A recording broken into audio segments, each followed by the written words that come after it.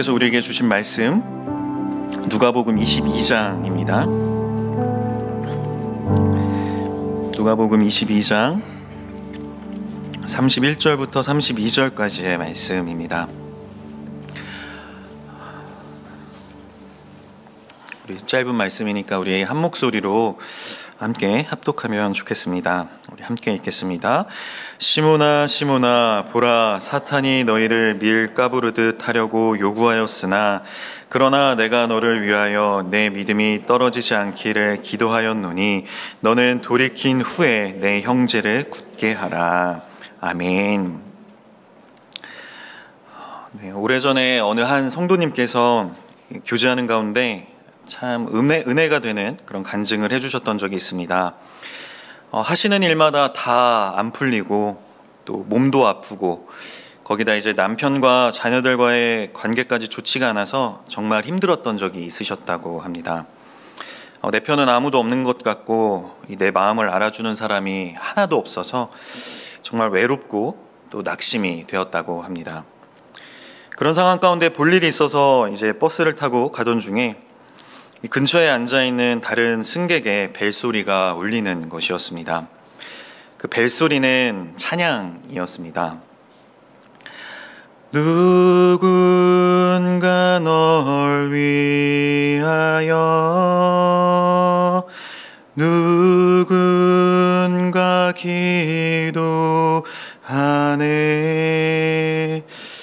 이 찬양의 가사가 벨소리로 울렸는데 그 찬양을 듣자마자 그 권사님은 이제 그 버스 안에서 펑펑 우셨다고 합니다.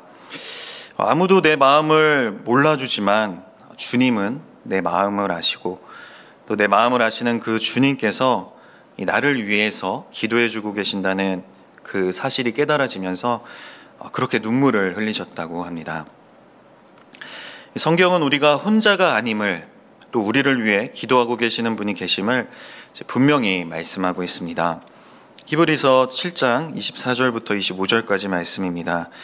예수는 영원히 계심으로 그 제사장 직분도 갈리지 아니하느니라. 그러므로 자기를 힘입어 하나님께 나아가는 자들을 온전히 구원하실 수 있으니 이는 그가 항상 살아계셔서 그들을 위하여 간구하심이라. 아멘. 또 로마서 8장 26절은 이렇게 말씀합니다. 이와 같이 성령도 우리의 연약함을 도우시나니 우리는 마땅히 기도할 바를 알지 못하나 오직 성령이 말할 수 없는 탄식으로 우리를 위하여 친히 간구하시느니라. 혹시 여러분 가운데 아무도 내 마음을 몰라주고 또 혼자인 것 같아서 외로우신 분 계십니까? 아무도 나에게 관심이 없고 나 혼자 외롭게 기도를 하고 있는 것 같다는 생각이 드시는 분 계십니까? 그렇다면 이 시간 분명히 깨닫고 기억하시면 좋겠습니다. 하나님은 결코 우리를 고아와 같이 내버려 두시는 분이 아니십니다. 우리 주님께서는 이 땅에 계실 때도 그렇고 부활 후 승천하셔서 하나님의 우편에 앉아 계신 지금도 우리를 위해서 중보해주고 계시는 분이십니다. 로마서 8장 34절입니다. 누가 정죄하리요? 죽으실 뿐 아니라 다시 살아나신 이는 그리스도 예수시니 그는 하나님 우편에 계신 자요 우리를 위하여 간구하시는 자시니라. 아멘. 그러니 더는 외로워하지 마시기를 바랍니다. 더 이상 낙심하지 마시기 바랍니다. 주님께서 우리를 위해 중보하고 계십니다. 주님의 중보기도 그 기도로 말미암아 큰 힘과 위로를 얻었던 사람이 있습니다. 바로 오늘 우리가 함께 읽은 이 본문에 등장하는 베드로입니다. 오늘 본문 32절에서 예수님께서는 베드로에게 내가 너를 위하여 기도하였다고 분명히 말씀을 하고 계시죠. 그러나 내가 너를 위하여 내 믿음이 떨어지지 않기를 기도하였노니 너는 돌이킨 후에 내 형제를 굳게 하라. 아멘. 이 말씀은 예수님께서 이제 붙잡히시기 전 그 최후의 만찬 자리에서 하신 말씀입니다. 이 3년간 동고동락하며 함께 사역했던 제자들, 이제 그 제자들만 남기고 떠나셔야만 했던 그 예수님의 마음은 참 애잔하셨을 겁니다. 그리고 헤어지시기 전 어떤 이야기를 해주고 떠나야 할지 많이 고민을 하셨을 것 같습니다. 보통 어느 공동체의 지도자가 이 공동체를 떠나게 되면 그 남은 자들에게 그 공동체 안에서 붙들고 가야 할 이런 핵심적인 원칙들을 이야기해주고 떠나고는 합니다. 예수님 역시 마찬가지로 이 마지막 이 고별 식사 자리에서 예수님 없이 남겨지는 이 제자들에게서 보기 원하셨던 그 모습들에 대해서 이야기를 해주셨습니다. 그게 5가지 이야기인데요. 이 배반에 관한 예언, 이 큰 자가 누구인가에 대한 이야기, 그리고 이스라엘을 다스리는 권세에 대한 이야기, 베드로의 부인에 관한 예언, 마지막으로 돈주머니와 검에 대한 이야기입니다. 그 가운데 오늘 여러분과 함께 나누고자 하는 말씀은 이 베드로의 이 부인에 관한 예언입니다. 예수님께서는 십자가를 지시기 전에 사탄으로부터 엄청난 영적 공격을 받으셨습니다. 하나님의 뜻이 아닌 그 내 뜻대로 하고 싶은 그 육의 생각이 예수님을 끊임없이 괴롭혔습니다. 이 땀이 핏방울과 같이 되어서 땅에 떨어질 정도로 고뇌에 차서 간절히 기도를 하셨죠. 어떤 기도를 하셨습니까? 누가복음 22장 42절에 이렇게 기록되어 있습니다. 이르시되 아버지여 만일 아버지의 뜻이거든 이 잔을 내게서 옮기시옵소서. 그러나 내 원대로 마시옵고 아버지의 원대로 되기를 원하나이다 하시니, 하나님의 뜻이 아닌 그 내 뜻대로 하고 싶은 생각과 이 마음이 계속 올라오셨음을 알 수가 있습니다. 사탄의 공격이 이렇게 눈에 보이지 않는 것만 있었던 것은 아닙니다. 이 메시아이신 예수님을 십자가에 못 박아 죽이면 자신이 승리할 것이라 착각했던 사탄은 예수님을 죽이기 위해서 가룟 유다에게 예수님을 배신하고자 하는 마음을 심어줍니다. 그리고 대제사장들과 지도자들 그리고 백성들을 선동하여서 그들이 예수님을 미워하고 또 죽이고 싶어 하도록 만들었습니다. 그리고 그들로 하여금 하나님의 아들이신 예수님을 조롱하고 또 모욕하며 때리도록 만들었습니다. 얼마나 고통스러우셨을까요?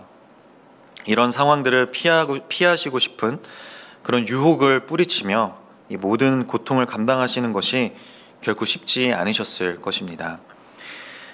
그런데 이러한 시험을 예수님뿐만이 아니라 제자들도 똑같이 받게 되죠. 그것을 미리 내다보신 예수님께서 오늘 본문 31절에서 이렇게 말씀하십니다. 시몬아 시몬아 보라 사탄이 너희를 밀 까부르듯 하려고 요구하였으나.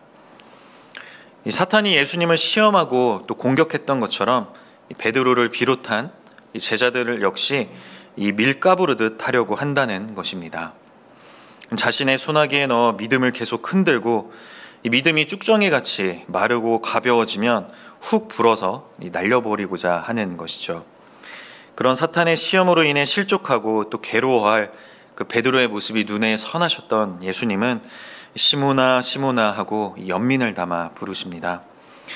그리고 너희라고 이 복수형을 사용하시죠. 단지 베드로뿐만이 아니라 이 모든 제자들을 염두에 두고 계십니다. 왜 그렇습니까? 사탄이 단지 가룟 유다 한 사람만을 원하는 것이 아니었기 때문입니다. 예수님까지 넘어뜨리려고 했던 그 사탄은 가리지 않고 닥치는 대로 공격을 합니다. 예수님을 시험하고자 하는 존재니 다른 이들이야 말할 것도 없겠죠. 오늘날을 살아가는 우리 역시 예외가 아닙니다. 사탄은 우리를 넘어뜨리기 위해 끊임없이 정죄하고 또 참소합니다. 때로는 물리적인 이런 폭력을 행사하기도 합니다. 우리에게 온갖 이 박해와 핍박으로 공격을 하기도 한다는 것이죠. 베드로와 예수님을 영적으로 공격했던 사탄은 요한계시록에 게시된 자신의 결말을 아는 지금에서는 더 적극적으로 믿는 자들을 공격하고 또 발악하고 있을 것입니다. 그런데 많은 그리스도인들이 오해를 합니다. 예수님을 잘 믿고 신앙생활을 잘하면 아무런 걱정 없이 평안하게 복을 누리며 살 것이다 라고 생각을 하죠. 물론 예수님을 만나 회심하고 그리스도인이 되었다고 해서 모든 사람들이 다 사도 바울처럼 매를 맞고 또 감옥에 갇혀야만 하는 것은 아닙니다. 세상에서 말하고 있는 그 복이라는 것을 누리는 그리스도인들도 얼마든지 있습니다. 하지만 그러한 복이 마치 이 신앙생활에 이 합당한 보상인 것처럼 여기면서 이제 그것을 추구하는 그런 살아가는 그런 모습은 이제 잘못된 믿음이라는 것입니다. 오히려 우리가 이 제대로 믿음 생활을 하면 할수록 그것을 원치 않는 사탄은 더욱더 거세게 우리를 넘어뜨리기 위해서 애를 씁니다. 하바로 하여금 하나님께 범죄하도록 만들고 예수님께서 공생의 사역을 본격적으로 시작하고자 하셨을 때 이 메시아로서의 그 사역을 실패하도록 만들고자 했던 그런 사탄은 오늘날에도 어김없이 거짓말과 속임수와 살인, 온갖 파괴적인 활동을 통해 우리를 넘어뜨리려고 하고 있습니다. 사람들로 하여금 하나님을 대적하게 만들어서 멸망에 이르도록 하는 것, 그것이 사탄의 궁극적인 목표입니다. 그렇게 사람들로 하여금 복음을 듣지 못하고 또 하나님께 나아오는 데 방해가 되는 그 모든 요소에 우리가 속박되도록 하기 위해서 이 온갖 수단을 다 동원합니다. 시험과 의심, 죄책, 또 두려움, 또 혼동, 질병, 또 질투, 교만, 이 중상과 모략 등 그리스도인으로서의 삶을 방해할 수만 있다면 이 닥치는 대로 모든 것을 다 사용하고 시도하는 것이 바로 이 사탄입니다. 또는 반대로 이 세상적인 풍요와 또 몸의 만족과 또 이 건강을 넉넉히 주어서라도 이 하나님과 이 영적인 그 친밀한 교제, 이 주님과 하나 되는 연합을 또 어떻게든 막고자 하는 것이 바로 사탄이죠. 그렇다면 우리는 이러한 사탄의 이런 거센 영적 공격 앞에서 두려워하며 속수무책으로 그저 당하기만 해야 하는 것일까요? 그렇지 않습니다. 사탄은 하나님의 주권 아래에서 이 능력의 제한을 받고 있기 때문입니다. 오늘 본문 31절을 다시 한번 보겠습니다. 시몬아 시몬아 보라 사탄이 너희를 밀 까부르듯 하려고 요구하였으나. 예수님의 말씀에서 우리가 분명히 알 수 있는 것은 이 사탄이 이 모든 제자를 흔들어 시험할 수 있도록 이 허가해 주실 것을 요청했다라는 것입니다. 이것은 무엇을 의미합니까? 이 사탄은 오직 하나님이 허락하시는 그 범주 내에서만 활동할 수 있으며 그 영역 밖에서는 힘을 발휘할 수 없다라는 것입니다. 이 부분은 욥기 말씀을 보면 더욱더 분명하게 알 수가 있죠. 욥기 1장 12절입니다. 여호와께서 사탄에게 이르시되 내가 그의 소유물을 다 내 손에 맡기노라. 다만 그의 몸에는 내 손을 대지 말지니라. 사탄이 곧 여호와 앞에서 물러가니라. 또 욥기 2장 6절은 이렇게 말씀합니다. 여호와께서 사탄에게 이르시되 내가 그를 내 손에 맡기노라. 다만 그의 생명은 해하지 말지니라. 이 욥기 말씀을 통해 우리가 분명하게 알 수 있는 사실은 하나님께서 허락하시기 전까지는 이 사탄이 욥에게 아무것도 할 수 없었다라는 것입니다. 욥이 자신의 가족들에게 일어난 그 엄청난 사건 앞에서 이 한 고백은 이 본질을 정확하게 또 꿰뚫고 있습니다. 욥기 1장 21절입니다. 이르되 내가 모태에서 알몸으로 나왔사온즉 또한 알몸이 그리로 돌아가올지라.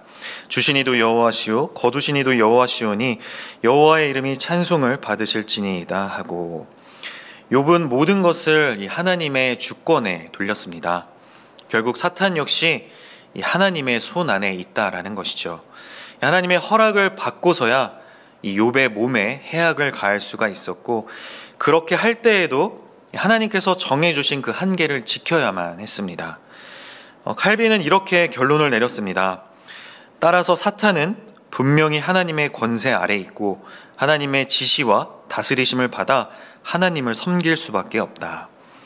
이 말은 곧 사탄이 자신의 그 악의를 따라 하나님께 가장 적대적인 것이다라고 믿는 그런 일련의 행위들을 자기 딴에는 열심히 시도하지만 결국 하나님의 주권적인 권세로 하나님께서 허락하신 일들만 하고 있으니 사탄은 원하든 원하지 않든 창조주 하나님께 복종하는 것밖에 되지 않는다라는 것입니다. 사탄이 결국 하나님의 주권 아래에서 복종하는 것밖에 되지 않는다라는 그 사실을 가장 잘 보여주는 것이 바로 이 십자가 사건이죠.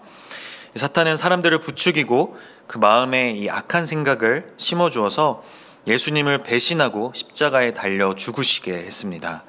하지만 예수님을 죽음으로 몰아간 그 사탄의 행위는 결국 자신을 이 결정적인 그 패배로 몰아넣는 일이 되고 말았습니다. 이 자신의 포로였던 이 죄와 이 사망의 권세 아래 놓여있던 이 죄인들이 다 해방되도록 하는 그런 결과를 가져온 것입니다. 이 다윗이 골리앗의 칼로 이 골리앗의 머리를 베어버렸던 것처럼 하나님은 이 사탄의 계략을 사용하셔서 사탄을 패배시키셨습니다.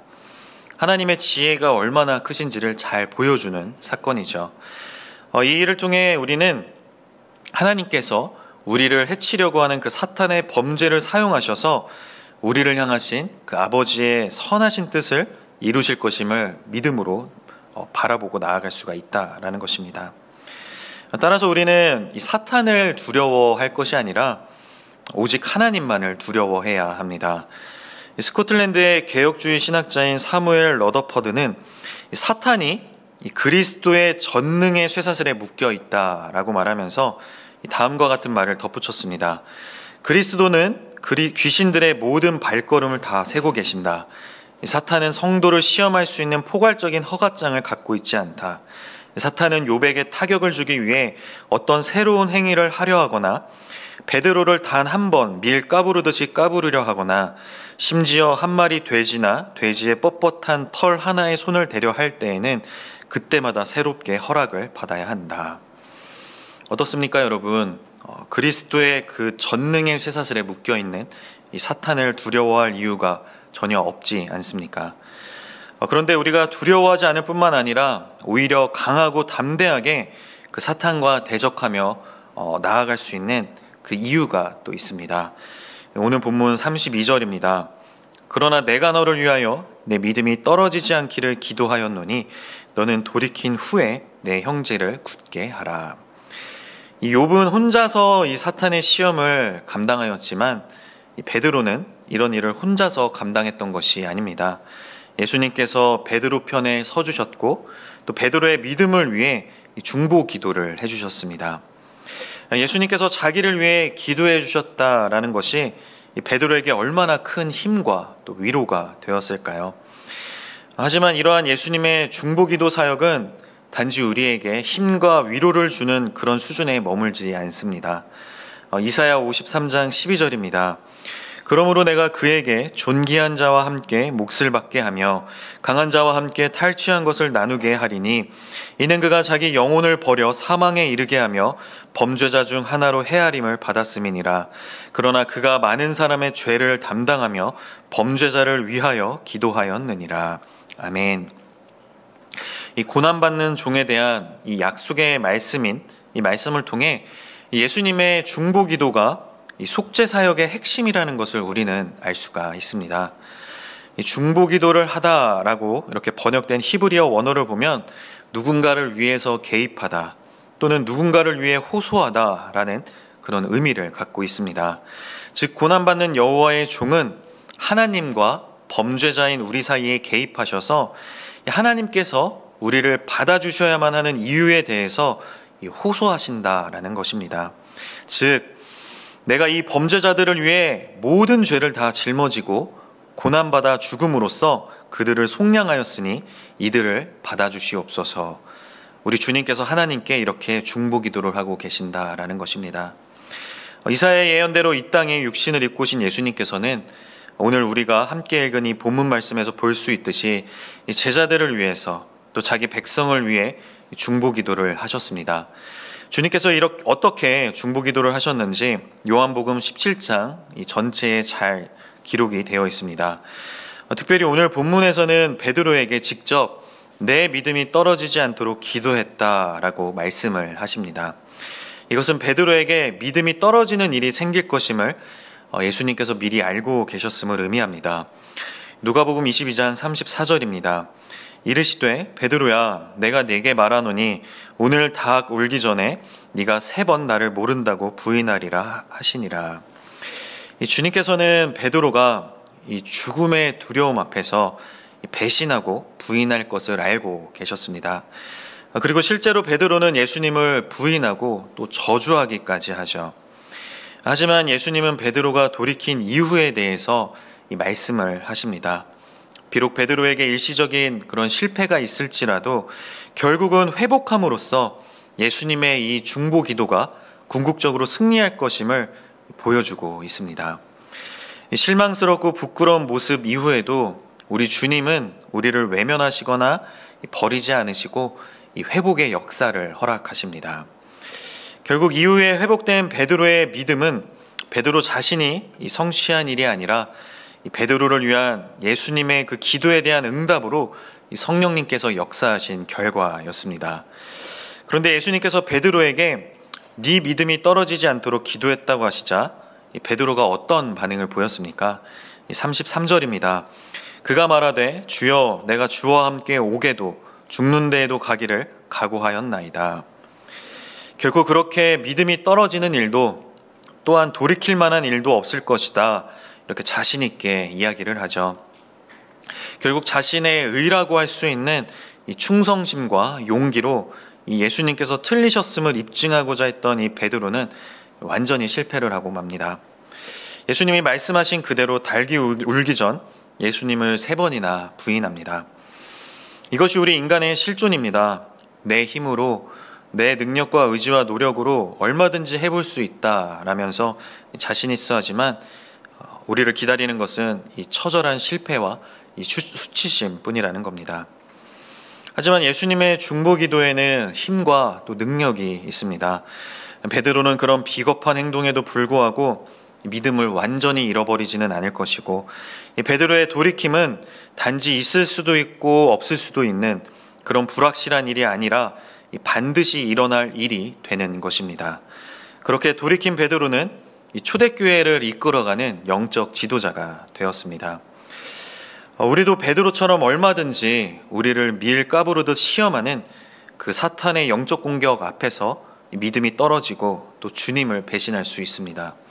하지만 우리가 그런 상황 속에서 두려워하거나 포기하며 또 절망하지 않을 수 있는 이유는 주님이 베드로를 위해 중보기도 하셨던 것처럼 지금 이 순간 우리를 위해서 동일하게 중보기도를 하고 계시기 때문입니다. 로마서 8장 34절입니다. 누가 정죄하리요 죽으실 뿐 아니라 다시 살아나신 이는 그리스도 예수시니 그는 하나님 우편에 계신 자요 우리를 위하여 간구하시는 자신이라. 또 히브리서 7장 25절입니다. 그러므로 자기를 힘입어 하나님께 나아가는 자들을 온전히 구원하실 수 있으니 이는 그가 항상 살아계셔서 그들을 위하여 간구하심이라. 아멘. 이 두 본문에서 간구하다라고 번역된 이 헬라어는 탄원하다, 또 건의를 향해 호소하다, 하나님께 기도하다라는 의미를 갖고 있습니다. 우리가 여기에서 분명하게 기억해야 할 것이 있습니다.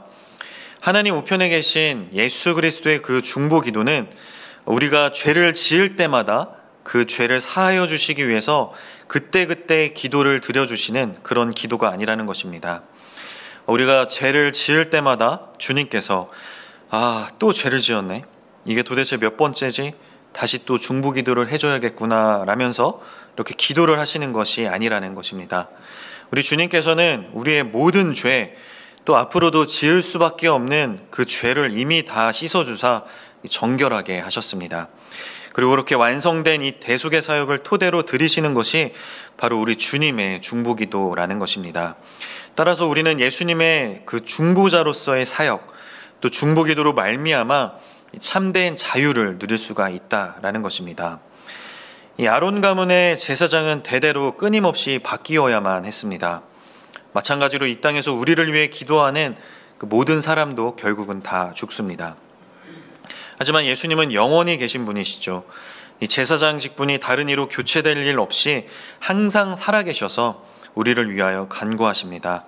어제나 오늘이나 영원토록 동일하신 분이시죠. 십자가에 달려 죽으심으로 우리의 죄를 사하여 주신 그 제사장이셨던 것처럼 하나님 우편에서도 변함없이 우리의 제사장이 되셔서 율법의 저주, 또 사탄의 고소, 이 죄의 고발에 맞서 영원히 우리를 위해서 중보해 주십니다. 그렇게 죄 지은 우리가 마땅히 받아야 할 그 형벌에서 우리를 지켜주고 계신 것입니다. 이 얼마나 놀라운 사실입니까? 더욱 놀라운 것은 예수님의 이 중보 기도는 조건부가 아니다라는 것입니다. 우리가 어떻게 하는지를 보시고 얘를 위해서 중보 기도를 해야 하나 말아야 하나 저울질하지 않으신다라는 것입니다. 오늘 본문에서도 베드로에게 네가 돌이키고자 한다면 내가 너를 위해 중보하겠다라고 하신 것이 아니죠. 내가 이미 너를 위해 중보 기도하였으니 너는 돌이킨 후에 네 형제를 굳게 하라고 말씀하십니다. 베드로가 돌이킨 것을 이미 보고 계신 겁니다. 내가 너를 위해 기도를 했으니 네가 나를 배신하고 부인하며 저주를 한다 할지라도 너는 돌이킬 수밖에 없다라고 말씀을 하시는 것입니다. 왜 그렇습니까?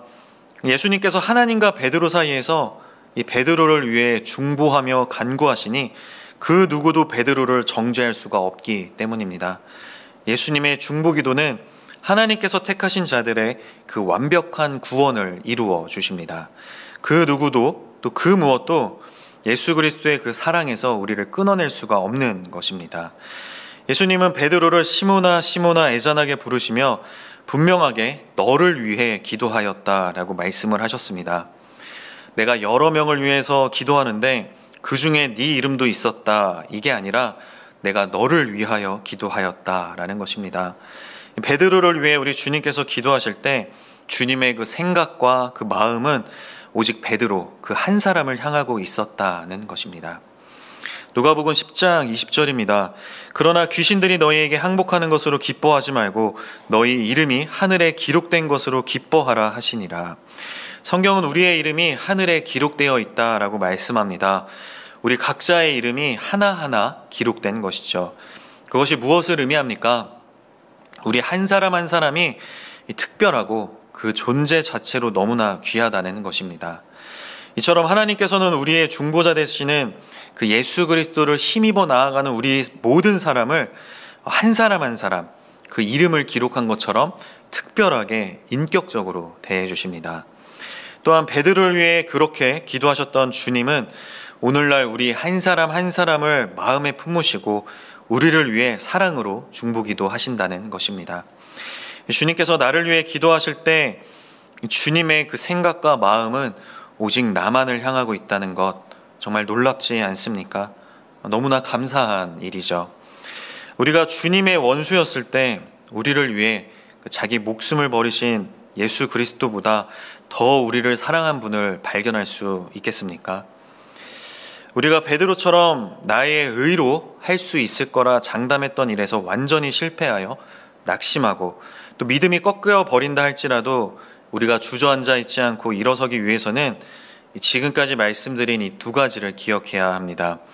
이 모든 일이 하나님의 주권 아래 하나님의 그 섭리 가운데 이루어지고 있다라는 것, 그리고 나를 위해 목숨까지 버리신 주님께서 나를 위해 간구하셨고 지금도 중보기도 하고 계신다는 것, 이 두 가지를 분명히 기억하고 또 믿어야 합니다. 그럴 때 우리는 어떤 상황과 이 환경에 처할지라도 끊임없이 우리 주님만을 의지할 수가 있습니다. 그리고 그 안에서 주님이 주시는 강력한 위로와 또 소망을 발견할 수가 있습니다. 이 완전한 인간이셨던 예수님은 우리를 온전히 공감하시고 또 동정하시는 분이시죠. 그러므로 우리는 그 긍휼하심을 받고 때를 따라 돕는 그 은혜를 얻기 위하여 그 은혜의 보좌 앞에 담대히 나아가야 합니다. 그랬을 때 우리는 우리의 중보기도자 되시는 예수님께서 우리를 온전히 구원하실 수 있음을 알고 또 기뻐하며 즐거워할 수 있게 됩니다.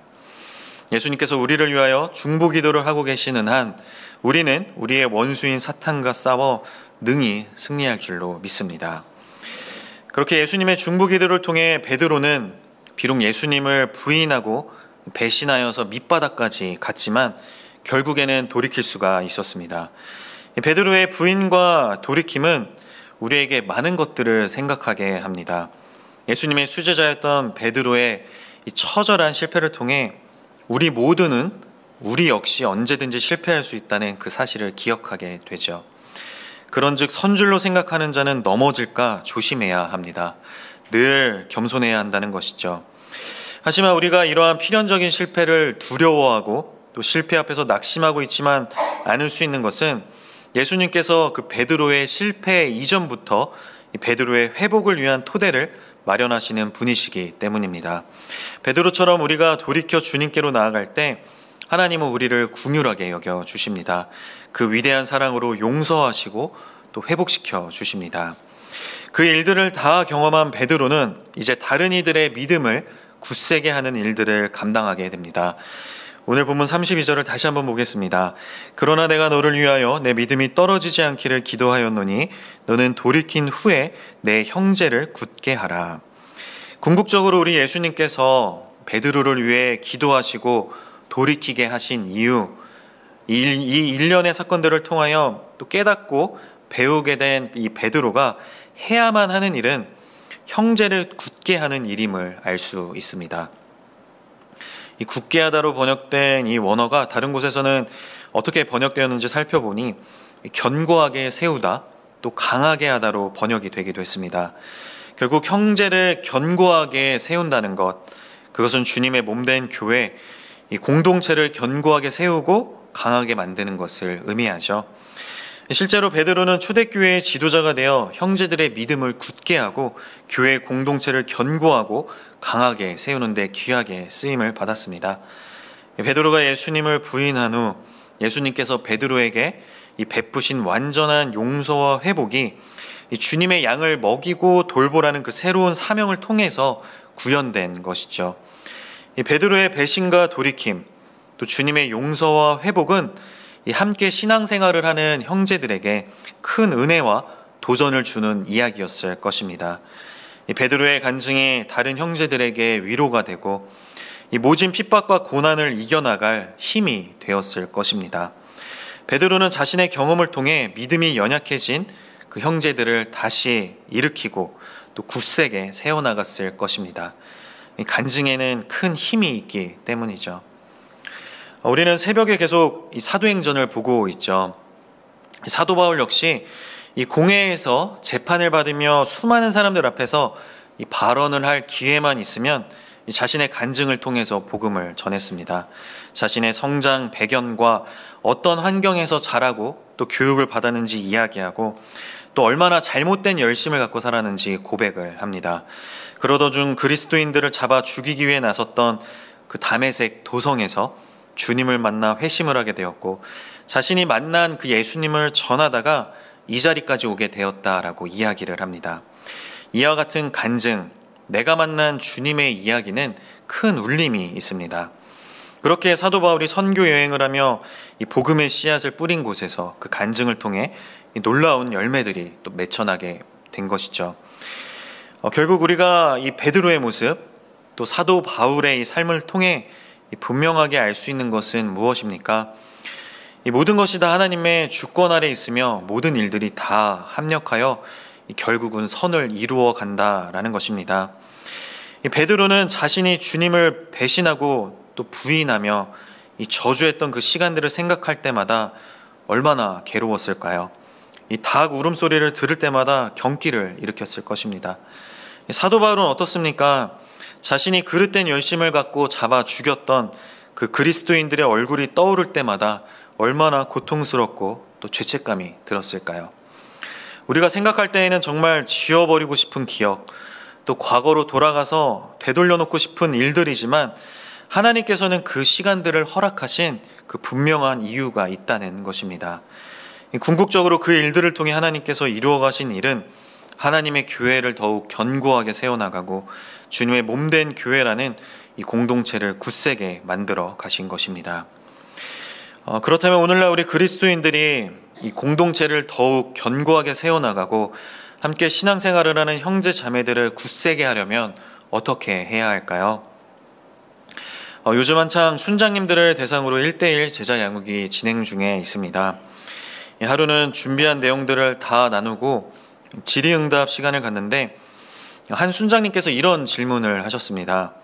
어떻게 하면 초대교회와 같은 이 성경적인 순을 만들 수 있을까?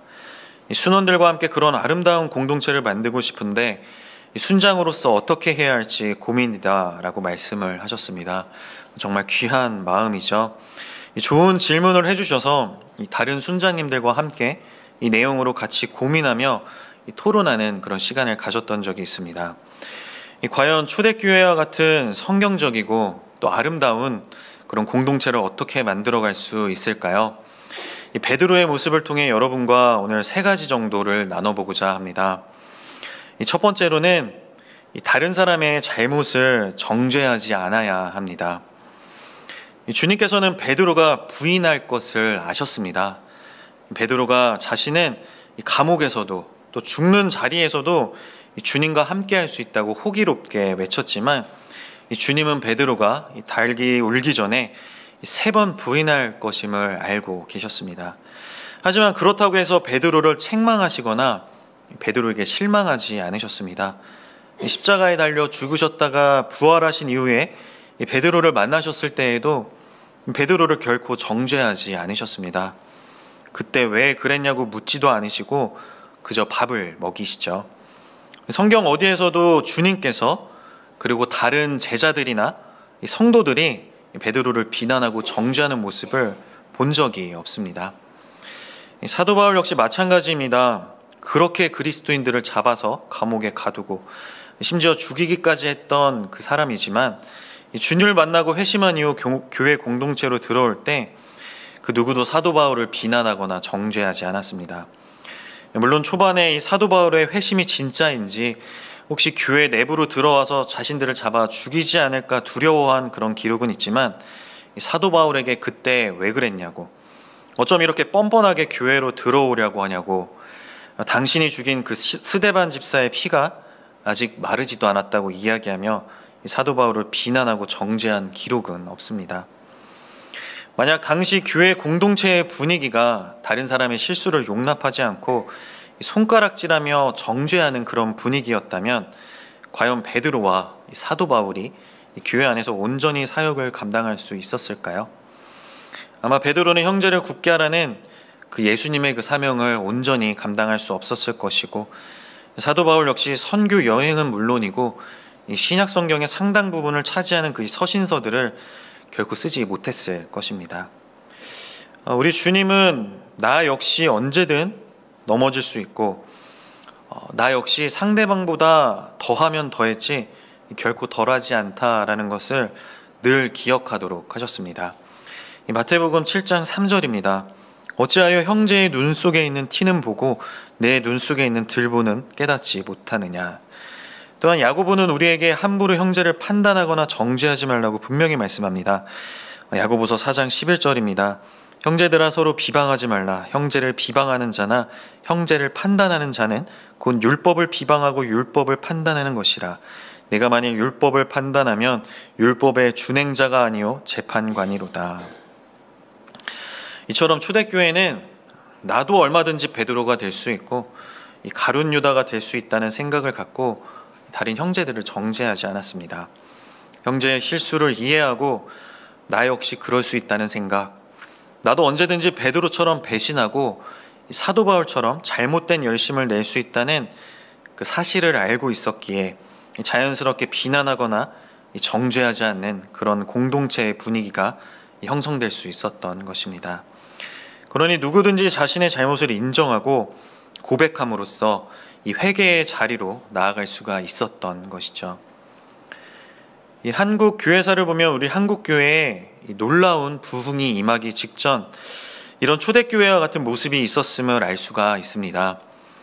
한국 최초의 장로교 목사 7명 가운데 길선주 목사님이라는 분이 계십니다. 가끔씩 새벽 기도회는 누가 만든 건지 모르겠다라고 말씀하시는 분들이 계시는데 우리 한국교회의 새벽 기도회를 정착시키신 분이 바로 이 길선주 목사님이십니다. 이분께서 이 목사 안수를 받으시기 직전인 1907년 1월 6일에 있었던 일입니다. 평양 장대현 교회에서 사경회를 위한 새벽 기도회를 인도하시던 중에 길선주 목사님은 성도들에게 이런 고백을 했습니다. 나는 아간과 같은 자입니다. 나 때문에 하나님께서는 복을 주실 수가 없습니다. 약 1년 전에 친구가 임종시에 나를 자기 집으로 불러서 말하기를 길장로 나는 이제 세상을 떠나니 내 집 살림을 돌보아 주시오라고 부탁했습니다. 나는 잘 돌보아 드릴 테니 염려하지 말라고 말했습니다. 그러나 그 재산을 관리하며 미화 100달러 상당을 훔쳤습니다. 내가 하나님의 일을 방해한 것입니다. 내일 아침에는 그 돈을 죽은 친구의 부인에게 돌려드리겠습니다. 당시에는 장로였던 이 길선주 목사님의 이 회개를 시작으로 다른 사람들의 회개가 빗발치기 시작했습니다. 너도 나도 일어나 자신이 지은 죄들을 회중 앞에 고백하고 회개하며 용서를 구했습니다. 이 회개운동이 평양 대부흥의 기폭제가 되었습니다. 물론 이 일들은 전적으로 성령님의 역사죠. 길선주 목사님에게 기름 부으사 이 장로로서 쉽게 할 수 없었던 그 죄의 고백을 하게 하신 분도, 또 그 죄의 고백을 듣고 양심의 가책을 느껴서 함께 회개를 시작한 이들을 사로잡으셨던 분도 분명 하나님이십니다. 하지만 그와 더불어서 당시 우리 한국교회의 분위기가 다른 사람을 판단하고 정죄하는 분위기가 아니라 이 양반과 천민의 신분 차이를 뛰어넘는 사랑과 용서, 이 회개의 은혜로 충만했기 때문에 그런 놀라운 역사가 일어날 수 있었던 것이겠죠. 그렇다고 해서 나의 힘으로 회개하고 나의 노력으로 용서를 하고 나의 의지로 이해하며 받아들이는 것은 아닙니다. 내 힘과 노력과 의지로는 이 회개와 용서가 결코 가능하지 않습니다. 우리를 위해 중보기도 하시는 분 예수 그리스도를 의지할 때 그분 안에 거할 때만 가능한 일입니다. 내가 회개의 십자가를 지고 내가 용서의 십자가를 지는 것은 교만이죠. 전적으로 예수님께 내어드려야만 합니다. 그럴 때 하나님께서 우리의 회개와 용서 또 이해와 또 받아들임을 통해 하나님의 일들을 이루어 가십니다. 우리에게도 그런 놀랍고 영광스러운 하나님의 일하심이 가득하기를 원합니다. 아름다운 공동체를 만들어가기 위해 두 번째로 우리가 기억해야 할 것은 이 상대방의 연약함을 바라보는 것이 아니라 이 미래의 가능성을 봐야 한다라는 것입니다. 이 모든 것을 다 아시는 우리 주님께서는 베드로가 닭이 울기 전 이 3번이나 부인하고 도망칠 것을 알고 계셨습니다. 베드로가 죽음 앞에서 얼마나 두려워할지, 사탄이 밀가부르듯이 베드로를 체질할 때 베드로의 믿음이 얼마나 요동치고 꺾여버릴지 훤히 다 알고 계셨습니다. 하지만 주님은 베드로의 그 연약함만을 바라보지 않으셨습니다. 베드로가 돌이킨 후에 이 형제를 굳세게 하는 그 모습까지 바라보셨습니다. 그러니 내가 너를 위하여 기도하였으니 돌이킨 후에 네 형제를 굳게 하라고 말씀을 하신 것이죠.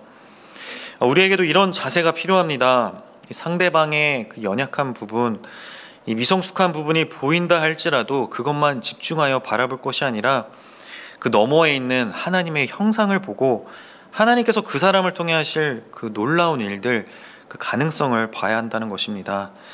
비록 우리는 예수님처럼 그 사람의 앞날을 미리 내다볼 수는 없지만 그 사람이 하나님께서 태초부터 택정하시고 그 사람을 통해 하실 놀라운 계획을 갖고 계시다는 것은 분명히 알 수 있습니다. 그러니 하나님께서 그 사람을 통해 얼마나 놀라운 일들을 행하실지 기대하며 바라봐야지 그 사람의 연약하고 부족한 그런 부분만을 봐서는 안 된다는 것입니다. 저에게도 저의 연약함이 아닌 저의 그 미래의 가능성을 봐주신 분이 계십니다. 바로 제 어머니이십니다.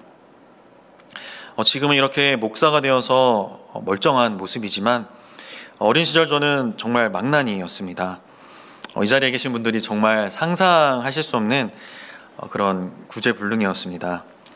그래서 청소년 시절에 제 모습을 아시는 제 모교회 어르신들은 제가 목사가 되었다는 소식을 들으셨을 때 하나같이 다 놀라셨다고 합니다. 이렇게 어쩌다 보니 저는 하나님이 정말 살아계신 분이라는 것을 증거하는 그런 산 증인이 또 되어버렸습니다. 정말 오랜 시간 방황하며 하나님을 떠난 제 부모님 속을 엄청 썩였던 저희건만 저희 어머니는 저를 끝까지 포기하지 않으시고 제 미래의 가능성을 보셨습니다. 제가 어렸을 때부터 이 목회자가 될 것 같다는 그런 마음의 감동이 있으셨던 어머니는 정말 오랜 세월 새벽마다 저를 위해 눈물로 기도를 하셨습니다. 그렇게 흘리셨던 눈물을 모으면 강을 이룬 만큼 정말 많이 우셨습니다. 그런 어머니의 기도가 있었기에 저는 하나님을 멀리한 채 방황을 하면서도 성령 하나님이 제 인생을 견인해 가심을 느낄 수밖에 없었습니다. 결국 어느 날 문득 걸어온 인생길을 돌아보니 이 모든 걸음걸음이 하나님의 인도하심으로 이루어져 있는 것과 제 뒤에 어머니의 기도가 산처럼 쌓여 있는 것이 깨달아졌습니다. 혹시 이 자리에 자녀 문제로 인해 마음이 어렵고 힘드신 분 계신가요? 그 자녀가 지금 어떤 모습이건 간에 저의 어린 시절보다는 분명 나을 겁니다. 그러니 저를 보시고 희망을 가지시기를 바랍니다. 저희 어머니가 그러셨던 것처럼 끝까지 포기하지 마시고 기도하시기를 바랍니다. 지금의 부족한 모습, 또 연약하고 그 미숙한 모습만 바라보시는 것이 아니라 그 아이들을 통해서 하나님께서 하실 그 놀라운 일들을 믿음의 눈으로 바라보시기를 바랍니다. 포기하지 않고 자녀가 품고 있는 그 놀라운 그 가능성의 씨앗에 이 기도의 물을 계속해서 주시고 이 말씀의 햇살을 계속해서 비춰주시면 반드시 싹이 나고 자랄 것입니다. 물론 오랜 세월 인내가 필요할 수는 있습니다. 바닷가에 있는 둥근 돌들이 처음부터 그렇게 둥글었던 것이 아니죠. 오랜 세월 파도를 맞아가며 이 모난 부분들이 조금씩 깎여 이 둥근 돌이 된 것입니다. 우리도 마찬가지입니다. 우리의 연약한 부분, 또 우리의 미성숙한 부분이 깎여 나가면서 점점 아름다운 모습으로 빚어져 가는 것입니다. 우리가 반드시 기억해야 할 것은 나 역시 그런 시간들을 분명히 보냈다는 것입니다. 하나님과 내 주변의 다른 누군가가 아름답고 또 매끄러운 모습으로 변할 나의 모습을 기대하며 오랜 시간을 참고 기다려 주셨음을 기억해야 합니다. 누군가가 나를 위해 기도해줬고 누군가가 나의 아름답게 변할 모습을 기대하며 믿어주었기에 지금의 내가 있다라는 것입니다. 그렇다면 우리 역시 마땅히 그래야 하지 않겠습니까? 지금은 비록 연약한 모습의 자녀라 할지라도, 또한 지금은 비록 미성숙한 모습의 성도라 할지라도 하나님이 하실 놀라운 일들을 기대하며 믿음의 눈으로 그 가능성을 바라볼 때 우리의 가정과 또 교회는 초대교회와 같이 또 아름답고 성경적인 공동체가 될 것입니다. 마지막으로 세 번째로 우리가 기억해야 할 것은 바로 내가 누구인지 나의 정체성을 분명히 알아야 한다는 것입니다. 이 베드로와 가룟 유다의 공통점이 무엇입니까? 둘 다 예수님을 배신했다는 것입니다. 그런데 똑같이 예수님을 배신한 두 사람이지만 그 이후의 삶은 전혀 달랐습니다. 가룟 유다는 스스로 목매어 죽었지만 베드로는 돌이킨 후에 이 형제를 굳게 하는 사명을 받고 이 초대교회의 지도자로 크게 쓰임을 받았습니다. 과연 무엇이 두 사람을 이렇게 다른 모습으로 만들었을까요? 다른 여러 가지 이유가 있겠지만 오늘 제가 여러분과 나누고 싶은 부분은 바로 정체성입니다. 베드로와 가룟 유다의 가장 결정적인 차이점은 내가 누구인지 나의 정체성을 분명히 아느냐 그렇지 못하느냐였습니다. 가룟 유다가 자살을 한 이유가 무엇입니까? 주님을 배신했다는 그 죄책감과 이 사탄의 참소가 끊임없이 괴롭혔기 때문입니다. 이 죄를 자신의 문제로 떠안고 있음으로써 그 죄와 자신을 동일시했다는 것입니다. 육의 생각으로 스스로를 판단하고 정죄하고 참소하며 그 문제들을 스스로 해결하려고 한 것이죠. 그것을 자신이 다 짊어진 채 자기의 의를 가지고 스스로 해결해 보려고 하니 이게 안 되는 겁니다. 그러니 결국 스스로 목을 매어 그것들로부터 해방되고자 했던 것이죠. 이 모든 것을 다 하나님께 내어드리고 하나님의 은혜 안에 들어가질 못한 겁니다. 자신이 누구인지 자신의 정체성에 대해서 전혀 몰랐던 것입니다. 하지만 베드로는 달랐습니다. 자신이 죄를 지을 수밖에 없는 존재임을 분명히 알고 있었습니다. 누가복음 5장 8절입니다. 시몬 베드로가 이를 보고 예수의 무릎 아래에 엎드려 이르되 주여 나를 떠나소서 나는 죄인이로소이다 하니. 베드로는 주님을 만난 순간 자신이 어떤 존재인지를 분명히 알게 되었습니다. 연약한 육을 입고 이 죄에 묶여 종로로 탈 수밖에 없는 그런 존재임을 깨닫게 된 것이죠. 자신이 실수하고 또 넘어질 수밖에 없는 그런 죄인이라는 것을 알고 고백한 이 베드로는 예수님의 제자가 되어서 가르침을 받는 가운데 점점 자기의 의를 죽여나가는 훈련을 받게 됩니다. 그리고 결정적으로 십자가 사건을 통해 내가 어찌할 수 없었던 이 죄의 문제를 주님께서 다 가져가시고 짊어지셨다는 것을 깨닫게 된 것입니다. 자신이 비록 예수님을 배신하고 부인하며 저주를 했던 그런 죄인이지만 그 죄로 인한 죄책감, 정죄감, 이 참소를 자신이 해결하려고 하지 않았습니다. 베드로는 그저 예수 그리스도 안으로 들어가 그분 안에 거한 겁니다. 죄를 지은 내 모습, 죄를 지었던 그 사건에 집중하지 않고 내가 누구인지 이 자신의 정체성에 집중을 한 것입니다. 비록 연약한 육을 입어 실수하고 넘어질 수 있지만 그럼에도 불구하고 나는 하나님의 자녀다.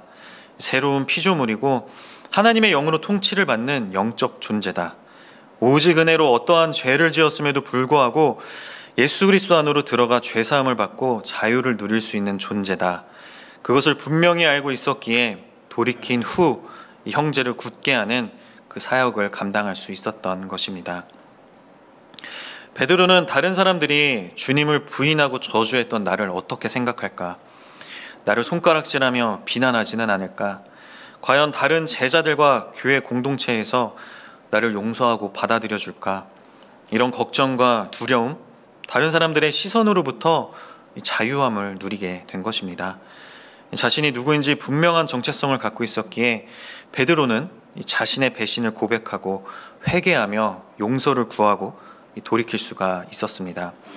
결국 사도행전에서 다시 만나게 되는 이 베드로는 완전히 다른 사람이 되어 있죠. 예수님을 증거하고 죽음을 두려워하지 않는 복음 전도자의 모습을 보여줍니다. 오늘날 우리에게도 이런 모습이 필요합니다. 내가 누구인지 나의 정체성을 분명히 가져야 한다는 것입니다. 우리 모두는 하나님의 자녀입니다. 예수 그리스도의 대속의 은혜로 말미암아 새로운 피조물이 되었습니다. 하나님의 영으로 충만하고 전적인 통치를 받는 그 영적인 존재로 거듭났습니다. 그 사실을 분명히 기억해야 합니다. 때로 실수하고 넘어질 수 있습니다. 하지만 그럴 때마다 나의 연약한 모습, 내가 죄를 지은 모습을 보며 그것과 나를 동일시하지 마시고 예수 그리스도 안으로 들어가시기를 바랍니다. 그리고 성령님께 나를 완전히 내어드리십시오. 우리 안에 내주하시는 성령님께서는 우리에게 우리가 하나님의 자녀다라는 그 의식을 주시며 우리 생각 속에 의심과 불안이 들어차는 그 순간에도 너는 내 아들이다. 너는 내 안에서 완전한 존재다라고 말씀을 하십니다. 우리 모두가 그러한 성령님의 음성에 귀를 기울이고 분명한 정체성을 갖기를 바랍니다. 베드로를 보면 참 인간미가 넘쳐서 남 같지가 않습니다. 성격이 급해서 늘 앞서 나가고 이 혈기가 왕성해서 다혈질 기질도 보이고 또 이런저런 실수들을 참 많이도 합니다. 예수님께 무리를 걷게 해달라고 했다가 물에 빠지기도 하고 예수님이 잡히시던 때에는 대제사장의 종에게 칼을 휘둘러서 귀를 자르기도 합니다. 누가복음 9장을 보면 베드로가 예수님께 초막 3개를 짓겠다라고 말하는 장면이 나오는데요. 누가는 베드로가 본인이 하는 말을 본인도 알지 못한다라고 기록하고 있습니다. 참 재밌죠. 그런데 우리의 삶을 돌아보면 베드로와 별반 다를 게 없는 것 같습니다. 이런저런 실수들을 참 많이 하죠. 베드로처럼 좌충우돌하며 살아가고 있습니다. 또 그런 우리를 넘어뜨리고자 하는 이 사탄의 거센 그 영적 공격을 받으며 신앙의 여정을 걸어가고 있습니다. 가만히 나의 모습을 돌아보면 참 연약하고 부족하죠. 내가 과연 자격이 있을까? 하나님께 귀하게 쓰임받을 수 있을까? 이런 생각들이 올라올 때도 있습니다. 하지만 한편으로는 그래도 우리가 이 베드로나 사도 바울보다는 그래도 좀 낫지 않나 하는 생각이 들기도 합니다. 베드로처럼 주님을 배신하고 저주하지도 않았고 또 사도 바울처럼 예수님을 믿는 사람들을 잡아서 죽이지는 않았으니까요. 그런 베드로와 사도 바울도 하나님께서 사랑하시고 귀하게 쓰셨으니 우리의 열등감 또 자격지심은 모두 내려놓으면 좋겠습니다. 우리 모두는 각자 신앙의 여정을 걸어갑니다. 다 걸어가는 길이 다르죠.